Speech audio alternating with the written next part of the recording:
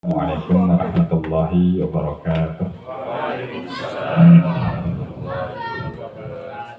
Alhamdulillahi alamin. Wabihi nasta'inu ala umuri dunya waddin. Wassalatu wassalamu ala rasulillah al-amin wa ala alihi wa sahbihi wa man tabi'ahum bi ihsanin ila yaumiddin. Wa sallama tasliman katsiran. Allahumma inna nas'aluka ilman nafi'an wa rizqan tayyiban wa amalan salihan wa taqabbalan wa na'udzu bika min ilmin la yanfa' wa min qalbin la yakhsha wa min nafsin la tashba' wa min da'watin la yustajabu laha. Rabbana shrah lana sudurana wa yassir lana umurana wahlul 'uqdatam min lisanatina yafqahu qawlana. Allahumma amin. Ya, tadi sebelum istirahat di sesi ba'da subuh kita telah membahas bahwa adab itu terbagi menjadi 3. Adab kepada Allah, kedua adab kepada Nabi Sallallahu Alaihi Wasallam, serta yang ketiga adalah adab kepada sesama makhluk.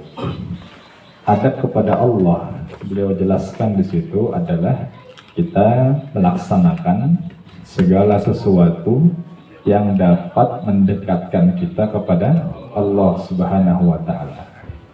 Melaksanakan segala sesuatu yang dapat mendekatkan kita kepada Allah Subhanahu wa Ta'ala.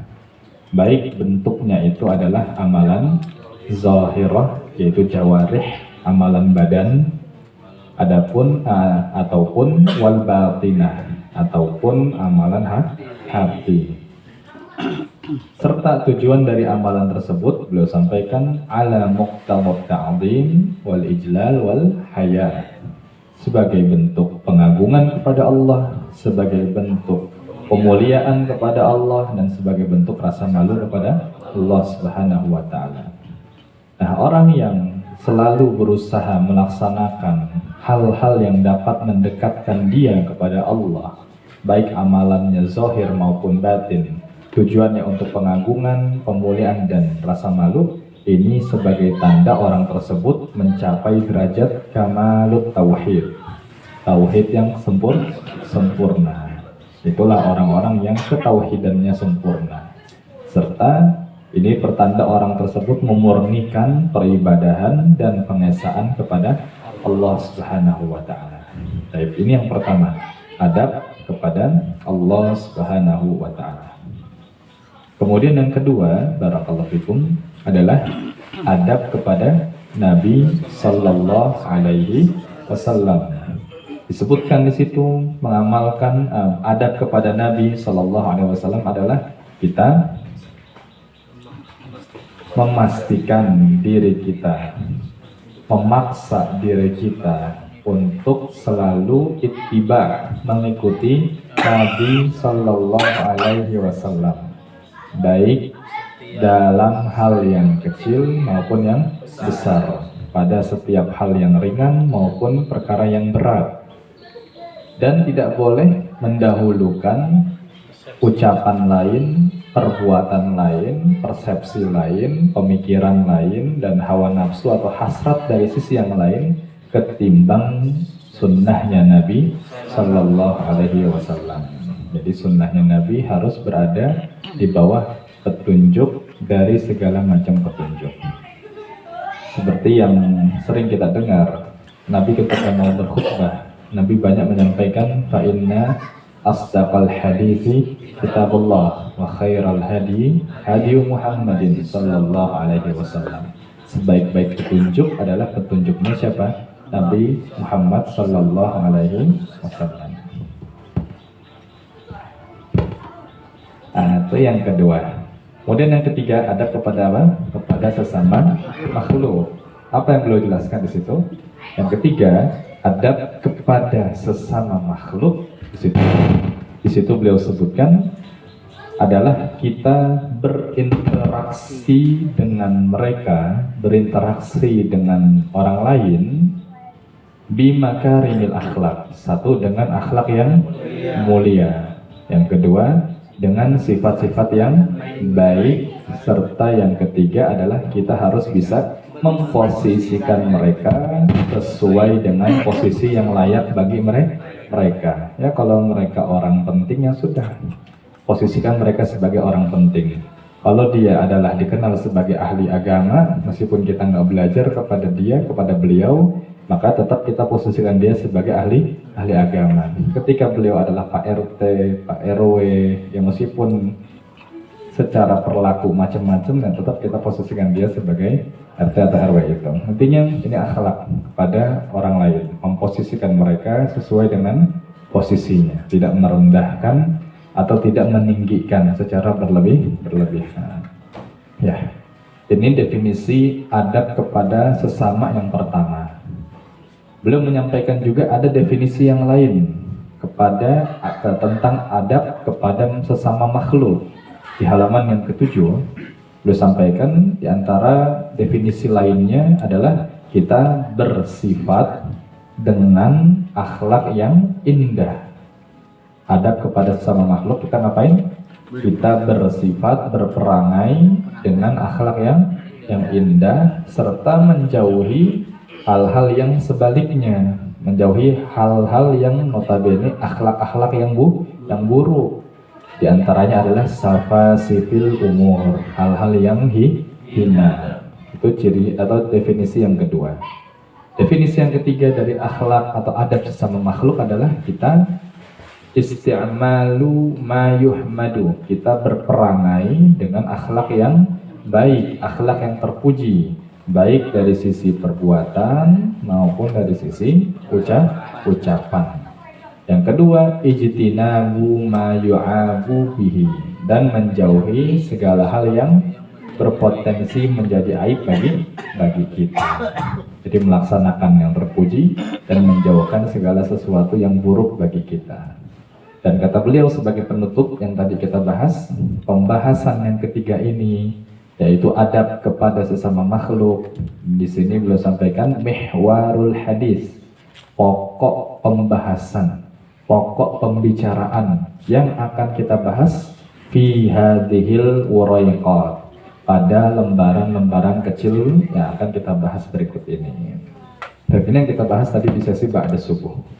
Sekarang masih di halaman 7 sampai nanti halaman 8 kita membahas apa dan dari mana sumber adab-adab yang mulia itu. Kita mengatakan agama kita harus ada landasannya. Nah, ketika kita bicara akhlak yang baik, dari mana asalnya? Harus kita ambil dari mana? Jangan sebatas persepsi sendiri atau atas dasar penilaian pribadi. Menurut saya laki-laki itu yang pantas nggak jenggotan, biar ganteng misalnya. Itu ya sesuai dengan sumber akhlak yang baik. Ya, kalau mau menggunakan akhlak, menggunakan apa? Dalil-dalil yang nanti akan disampaikan. Kalau perempuan sekarang pakai kerudungannya lebar-lebar, nggak pantas lah, udah kayak makanan dibungkus tebal. Ya udah pakai aja kerudungan yang modis, yang dilibat-libat, dililit-lilit. Nah, itu kalau pemandangan sudut pandang pribadi. Nah, kita akan bicara akhlak, adab itu diambil dari mana. Nah, nanti di sini boleh sampaikan ada tiga sumber atau dasar pijakan sehingga bisa muncul poin-poin adab yang mulia. Nah, kita baca di sini. Tafadhol al-qiraah. Nah, Pak Dedi kali. Pak Sutri dulu.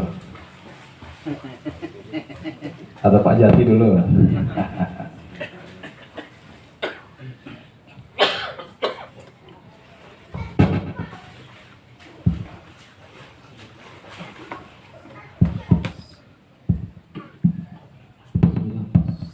Al-Musannif rahimahullah ta'ala wa nafa'ana bihi wa bi'ulumi fid dharain.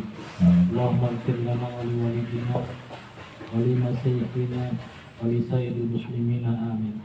Assalamualaikum warahmatullahi wabarakatuh. Wa hadhil adabil Gak ada apa-apa ya kok. wa hadhil adabul karimatus mustamidatu min jahtaini min asy-syar'il hanifi wa aidan min al-urufi wa ma tawadhu alaihi nasi fi mujtami'atihim minal muhasini wal makarimi wa maswalahu alaihi minal muwadha'ati wal hayatil jamilatir ra'iqati mimma tastahsinuhul uquli mimma tastahsinuhul uqulu wa taqbiluhul fitru. Baik, sampai sini dulu. Kata beliau, wa hadhil adabul karimatus samiyatu, dan adab-adab yang karimah. Arti karimah mulia, samiyah maknanya aliyah, samiyah maknanya aliyah, dan adab-adab yang mulia dan tinggi ini, dan adab-adab yang mulia dan luhur ini, mustamiddatun, diambil atau bersumber, min jihatain, dari dua sisi. Di sini beliau jadikan secara global dua, namun kalau kita rinci nanti tiga. Yang pertama adalah minasyara'il hanifi, dari syariat yang hanif, dari syariat kita yang lurus. Ketika kita bicara dari syariat, berarti sumbernya adalah dua, yaitu kitabullah dan sunnahnya Nabi Sallallahu Alaihi Wasallam. Jadi sumber adanya adab-adab, satu dari Al-Quran, satu dari apa? Dari hadis atau sunnahnya Nabi Sallallahu Alaihi Wasallam. Ini mafhum lah, tanpa penjelasan kita udah paham dan sepakat. Yang kita fokuskan adalah sumber yang ketiga, atau di kitab sumber kedua. Kata beliau, wa aidan minal urfi, dan yang kedua adalah dari uruf. Apa uruf? Kebiasaan masyarakat. Kebiasaan masyarakat yang positif, kebiasaan masyarakat yang baik. Nah, Islam memandang kebiasaan adat istiadat masyarakat yang baik selagi tidak menyelisihi dalil, maka itu dianggap sebagai akhlak yang harus kita amalkan. Di antara apa? Akhlak yang harus kita amalkan. Jadi adab itu, masalah adab, masalah akhlak yang notabene bukan ibadah tauqifiyah, itu nggak mesti selalu nunggu ada dalil. Tapi antum lihat saja di uruf di masyarakat. Kalau seandainya itu sudah berjalan dan nggak menyelisihi syariat, maka silahkan. Nanti kita bahas di sini. Yang mana kata beliau, wa ma tawaddu'a alaihin nasu fi mujtama'atihim minal mahasinil wal makarimi. Uruf yang kata beliau ma tawaddu'a alaihin nas, yang telah disepakati oleh masyarakat, disepakati di tengah-tengah masyarakat, oleh masyarakat, fi mujtama'atihim, dalam lingkungan kesehari-hari, dalam lingkungan sehari-hari, minal mahasini wal makarimi, yang berupa hal-hal kebaikan dan yang mulia.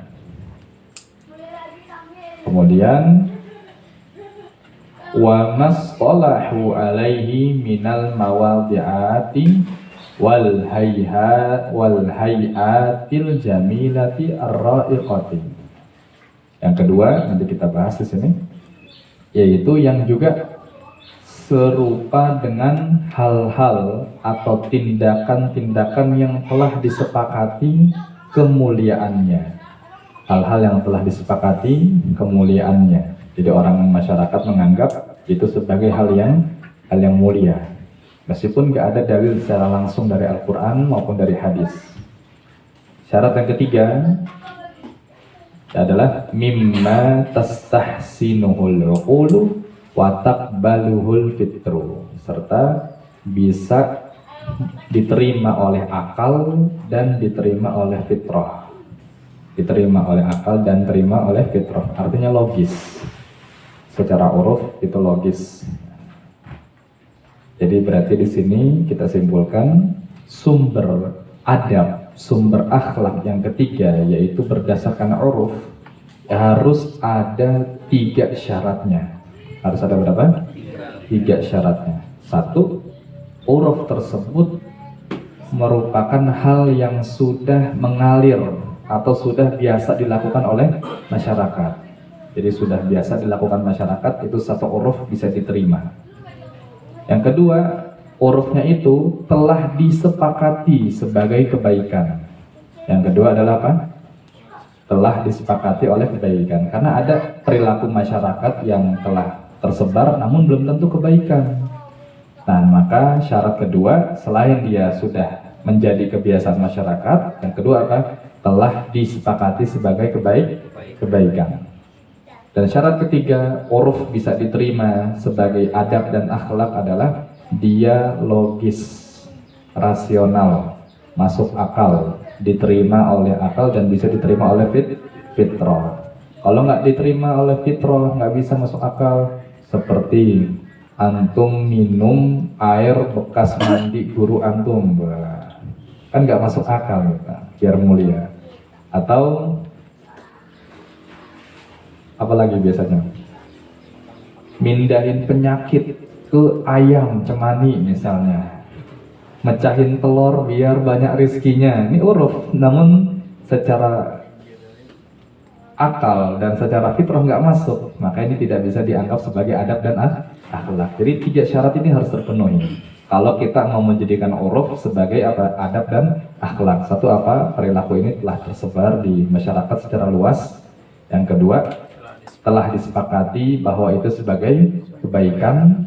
Dan yang ketiga, ini selaras, senada dengan akal dan fitrah, bisa diterima oleh akal dan fitrah kita. Nah, makanya seperti Hari Raya Idul Fitri, di masyarakat kita biasa maaf-maafan. Ya memang nggak ada dalilnya, maaf-maafan, mohon maaf lahir dan batin. Tapi satu, ini telah mengakar di masyarakat kita.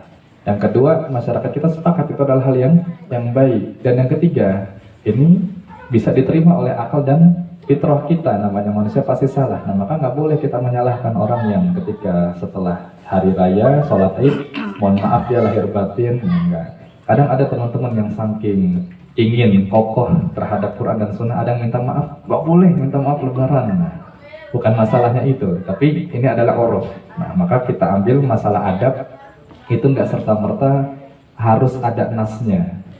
Kadang ada nasnya dari Al-Quran, kadang ada nasnya dari hadis, namun terkadang adab itu, akhlak itu bisa berupa apa? Uruf, atau kebiasaan yang telah mengakar di masyarakat. Tapi ingat ada syaratnya 3 tadi. Apa syaratnya sekali lagi? 1, sudah menjadi kebiasaan masyarakat yang tersebar luas. Yang kedua, sudah disepakati sebagai kebaikan. Dan yang ketiga, ini bisa diterima oleh akal dan bisa diterima oleh fitrah kita. Kalau nggak bisa diterima oleh akal, oleh fitrah, maka nggak bisa dikatakan sebagai uruf, akhlak, dan adab. Seperti misalnya anak-anak kita ketika melalui orang yang lebih tua, lebih dewasa, adab masyarakat kita gimana? Biasanya menjulurkan tangan ke depan. Nah, ini nggak apa-apa. Jangan malah antum udah kalau ada orang lewat, ada orang duduk jalan aja. Nah, ini nggak pas ketika secara uruf. Atau anak-anak kita yang lebih kecil kepada gurunya atau orang tua cium tangan. Nah, maka silakan cium tangan. Banyak di antara kita sekarang anak-anak itu dilarang untuk cium tangan gurunya, cium tangan orang tuanya. Kalau sudah jadi uruf, nah maka ini bisa diterima oleh syariat. Kan jengak juga, anak segede Fakih misalnya, kelas 1 SD, gurunya sudah cuma salaman doang gitu. Nah, ini kurang pas di uruf kita. Tapi kalau di Saudi misalnya, nah maka nggak masalah. Sama seperti kita, di kita itu kalau manggil orang dewasa, ada panggilannya nggak? Ada mas, om, apalagi? Bapak misalnya. Tapi kalau di Arab atau di orang luar negeri itu langsung manggil nama, namanya Muhammad, Muhammad, padahal yang manggil anak kecil. Nah, maka kita jangan berdalih. Ini bukan bagian dari agama. Pakai emas, pakai bapak, nggak ada dalilnya. Maka kita tiap manggil bapak-bapak, Zahid manggil, Rihanto misalnya. Kan nggak pas di kita. Meskipun nggak ada dalilnya. Nah, maka perlu ini dilakukan. Tapi kalau kita di Arab, ketemu orang yang lebih dewasa, yang memang nggak ada kedudukannya, kita panggil nama langsung, ya Ahmad, ya Muhammad. Nah, ini nggak masalah, karena sesuai dengan adab mereka. Justru kalau dia dipanggil dengan Mas, atau akhil kabir, misalnya mereka itu agak geli, dalam artian aneh gitu, karena mereka nggak biasa. Maka terkadang ketika interaksi dengan orang Arab yang lebih tua, ada orang-orang Jawa misalnya manggil mereka itu ya akhil kabir, nah, maksudnya abang atau emas gitu. Nah, mereka agak aneh, karena itu nggak lazim di mereka, sehingga mereka biasanya hanya manggil apa? Nama langsung. Nah, jadi intinya ketika itu uruf memang baik di masyarakat, maka jangan ditolak. Antum nggak boleh beda sendiri.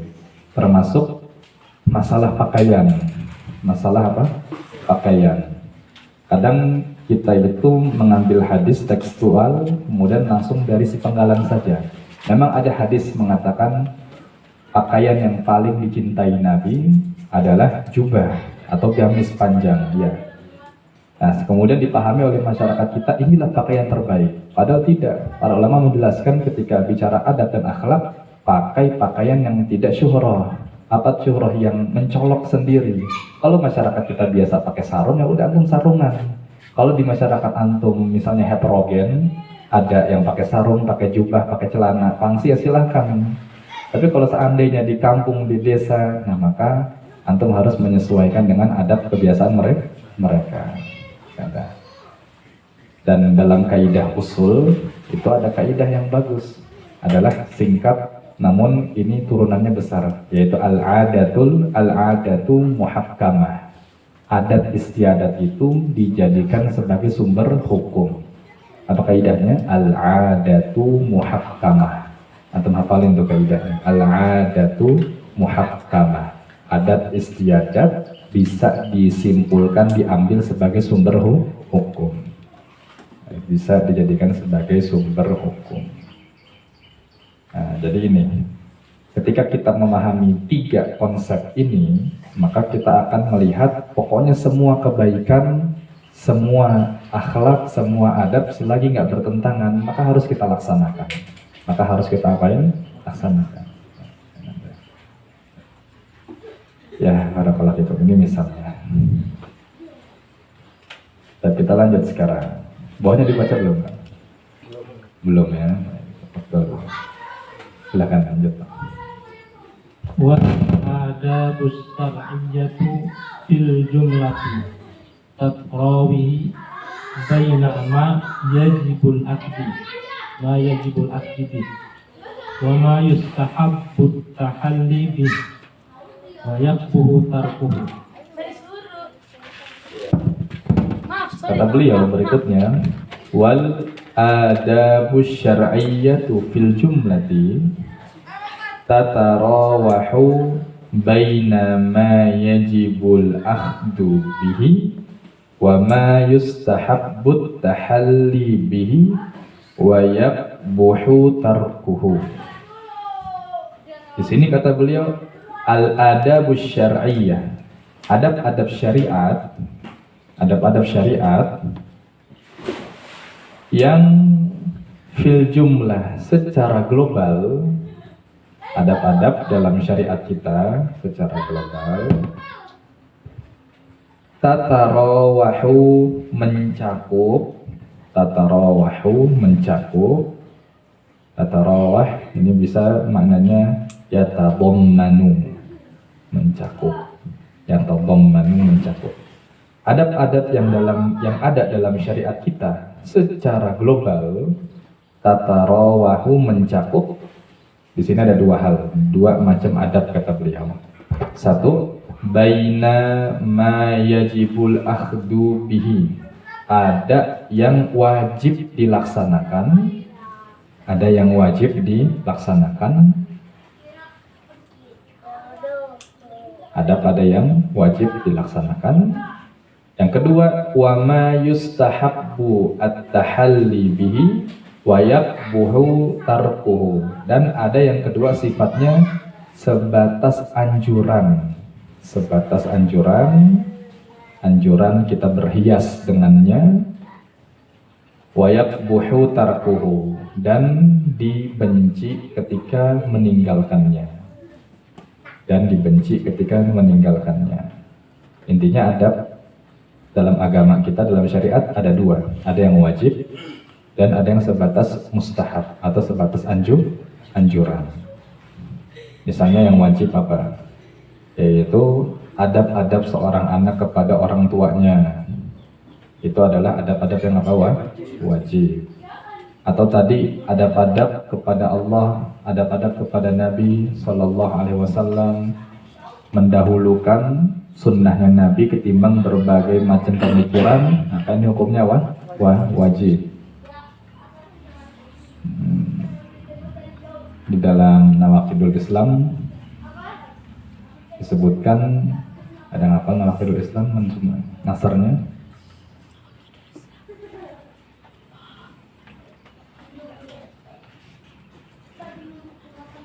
Intinya di situ disebutkan bahwa orang yang mendahulukan sunnahnya yang lain ketimbang sunnahnya Nabi, maka itu adalah perbuatan yang tercela. Jadi ada yang hukumnya wajib dilaksanakan. Namun ada juga yang mustahab, seperti tadi kita berperilaku baik atau mengikuti kebiasaan masyarakat selagi memang nggak bertentangan dengan dalil, itu yang dianjurkan. Dari terakhir di pembahasan ini, halaman yang ke-8,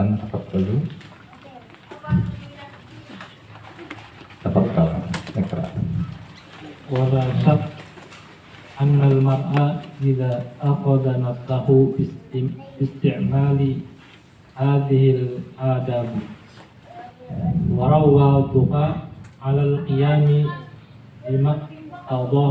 bimuk hatta sarat lahu kal adati rasikhati faqad hasana dunyahu wa hasana uqbahu. Baik, kata beliau, wala syakka, dan tidak diragukan lagi. Wala syakka, dan tidak diragukan lagi. Annal mar'a, bahwasanya seseorang,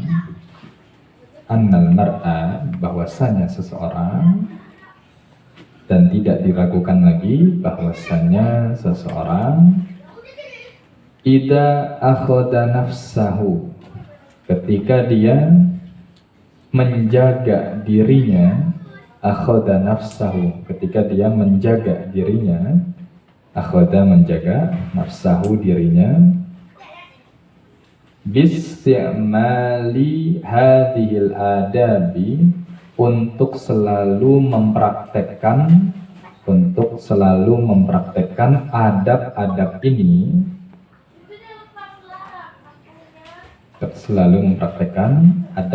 ini, wa rawwadhaha 'alal qiyami, serta rawwadhaha berlatih 'alal qiyami, untuk menegakkannya,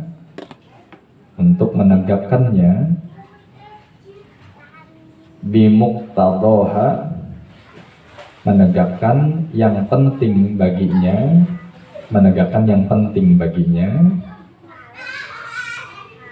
tidak diragukan lagi bahwasanya seseorang apabila dia menjaga dirinya dengan mengamalkan adab-adab ini serta melatih dirinya untuk menegakkan adab-adab yang penting, saking seringnya dilatih, kata beliau, hatta sarat lahu kal adatir rasikhah, sampai adab tersebut menjadi adat, sampai adab tersebut menjadi kebiasaan yang rasikhah, mengakar, sampai menjadi kebiasaan yang mengakar. dia terus amalkan, dia terus berlatih untuk bisa menegakkan adab-adab yang penting sampai jadi kebiasaan yang mengakar. Apa dampaknya? Dua hal yang kita akan dapati kalau membiasakan itu. Kata beliau, satu, faqad hassana dunyahu, maka dunianya akan lebih baik. Maka kehidupan dunianya akan lebih baik. Maka kehidupan dunianya akan lebih baik. Wa hassana uqbahu, dan kehidupan akhiratnya menjadi mulia. Dan kehidupan akhiratnya menjadi mulia. Kehidupan dunianya menjadi baik dan kehidupan akhiratnya menjadi mulia. Itu dampak kalau kita terus mengamalkan adab, berlatih untuk selalu menegakkan yang penting-penting dari adab, serta membiasakan diri sampai menjadi kebiasaan yang mengakar. Apa dampaknya tadi? Satu, kehidupan dunianya menjadi baik. Kemudian yang kedua, kehidupan akhiratnya menjadi lebih mulia. Ya. Ini sandaran sumber dari adab-adab tersebut. Satu, Al-Quran. Yang kedua dari hadis, dan ini kita paham lah, memang segala sumber agama kita dari situ. Namun yang penting tadi yang ketiga, yaitu dari uruf. Apa uruf? Adat atau kebiasaan masyarakat. Tapi ingat, uruf ini nggak semuanya harus kita amalkan. Ada 3 syaratnya. Satu apa? Uruf yang sudah tersebar atau menyebar menjadi kebiasaan masyarakat. Yang kedua, telah disepakati kebenarannya, kebaikannya sebagai kebaikan. Yang ketiga adalah bisa diterima oleh akal kita dan bisa diterima oleh fitrah. Jadi adat istiadat, uruf yang tidak masuk akal, maka itu nggak boleh kita laksanakan.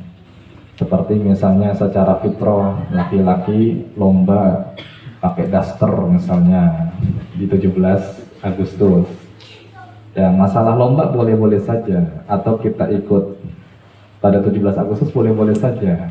Namun masalahnya adalah kalau kita bapak-bapak pakai daster, mohon maaf pakai dalaman wanita, ditonton lagi sama orang-orang. Nah ini nggak bagus, ini nggak masuk fitrah, maka itu nggak boleh ikut-ikutan, bahkan nggak boleh mendukung dan nggak boleh ridho terhadap hal tersebut. Kita istirahat dulu, nanti setelah istirahat kita masuk keutamaan dari adab dan keutamaan dari akhlak yang mulia. Nah ini yang nanti kita akan bahas, bahwa adab dan akhlak itu adalah ibadah. Adab dan akhlak yang kita laksanakan adalah ibadah. Jadi kalau kita berusaha beradab, berusaha berakhlak, kita akan dapat pundi-pundi pahala. Kalau kita nggak bisa sedekah, kalau kita nggak bisa puasa, kalau kita nggak bisa sholat sunnah yang banyak, kita nggak bisa umroh, kita nggak bisa haji, kita sebenarnya nggak tertutup peluang pahala. Itu bisa dari cara yang paling mudah, menjadi orang yang bagus akhlaknya, menjadi orang yang baik adabnya. Ketika kita baik adabnya, akhlaknya bagus, kita akan dapat terus pundi-pundi pahala dari Allah Subhanahu wa Ta'ala, karena adab dan akhlak yang baik hakikatnya itu adalah ibadah. Baik, nanti kita bahas setelah istirahat. Sekarang jam 10:20 menit ya, kita istirahat sampai 10:20. Silahkan yang mau nyemil atau bikin-bikinan minuman, nanti kita lanjut 20 menit kemudian. Wassallallahu wasallam ala nabiyina Muhammadin wa ala alihi wa sahbihi ajma'in wa akhir da'wana alhamdulillahi rabbil alamin.